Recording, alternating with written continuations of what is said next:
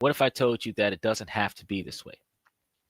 What if you could start investing with a little as $200 and potentially turn into a life-changing wealth?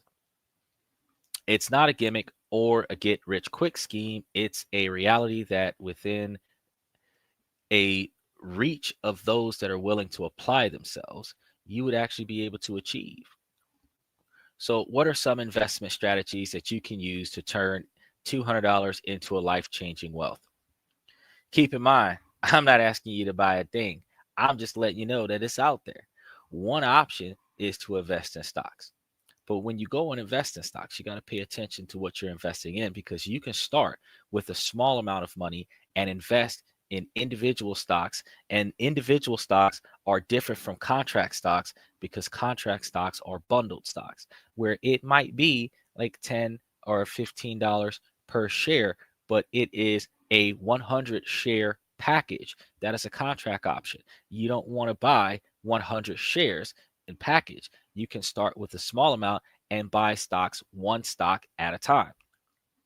Different platforms, you can go through like a brokerage firm that could allow you to say, if you only have $200 and you're looking at that $200 Tesla stock, and you wanted to reap the rewards off of something like that, you could just go and buy one share instead of going and buying 100 shares in a contract, where you go in there, you put your money up into the app, you buy certain stock bundles like technology, education, uh, bills, whatever, utilities, and it'll just tell you that that particular bundle of stocks either had an overall rise or an overall fall.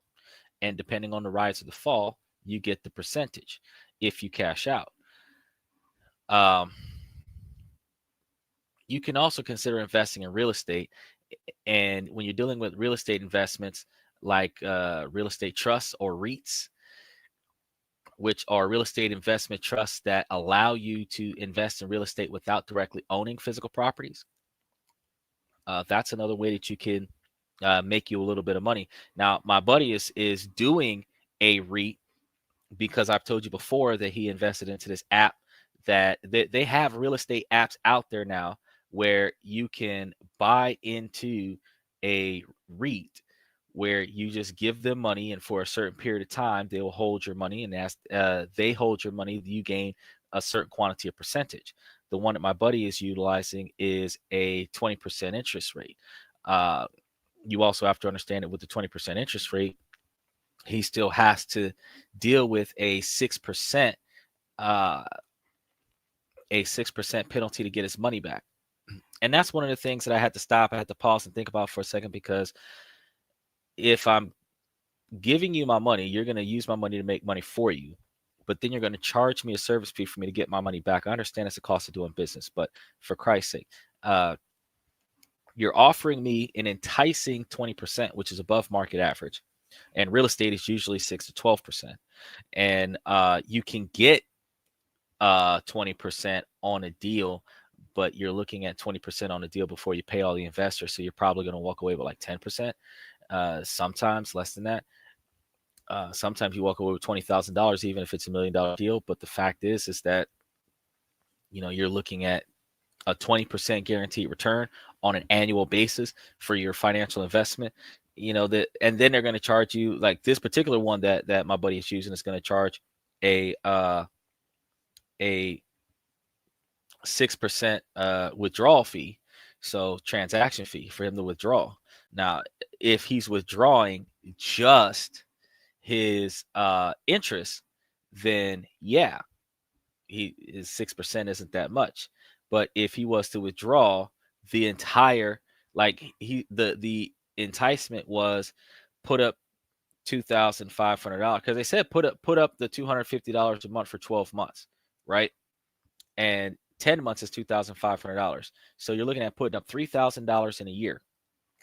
After you put up the $3,000 for a year, you'll get back a 20% return, which means that you should get back about $600 off of your $3,600.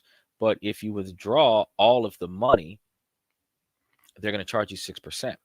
Now, there is a little clause in there that the money has to stay in there for approximately 12 consecutive months before withdrawal from the time the money was uploaded. But now you have fractional percentages of still being penalized, because if you put up money last month, this will be your 13th installment.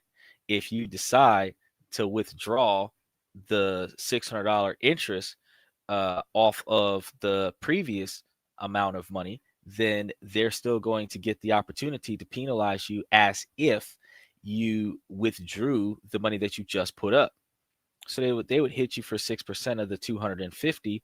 They may even hit you for 6% of the whole 600, because they could assume that the money that you withdrew was this month's installment and last month's installment. So the wording of it is very tricky. But if you put your money in there, leave it in there, don't touch it, don't add anything else to it for 12 full months, and then go back and look at that stock and say, hey, give me my money, then yeah, you should be able to, on the 13th month, withdraw 100% of your money back without having to pay the 6% interest fee. But based on the verbiage, if you're putting in money every month, you're going to pay 6% to withdraw your money. So say you want to take it all out. Well, if you put up 3,000 and you got 3,600, and now you're going to pay 6% on $3,600. The whole $600 interest is gone. You know what I'm saying? So it doesn't. There you go again. What's going on, buddy? What's going on? So these are one of the things that we talk about when we say you got to be careful with the verbiage. But one of the other things that's good to get into is when you're dealing with the exchange trade funds with ETFs, is consider investing in low ETFs that track major indices like the S&P 500s. So you want something like this that allows for diversification with minimal investment. I'm all right. I was going over it with a lot of the fans about the how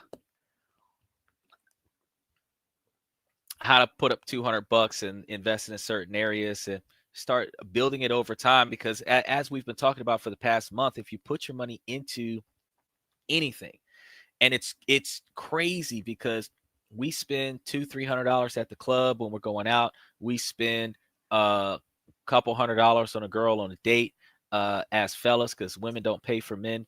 And the fact is that something as little as $200 you could take and invest it. And every time you have extra $200 to waste on entertainment, you can invest that $200. And if you did that, you would be in a position where you could potentially build way more wealth over time, where you would have enough money to go to those Diddy parties, and you'd be living a life of rally and you wouldn't have to work.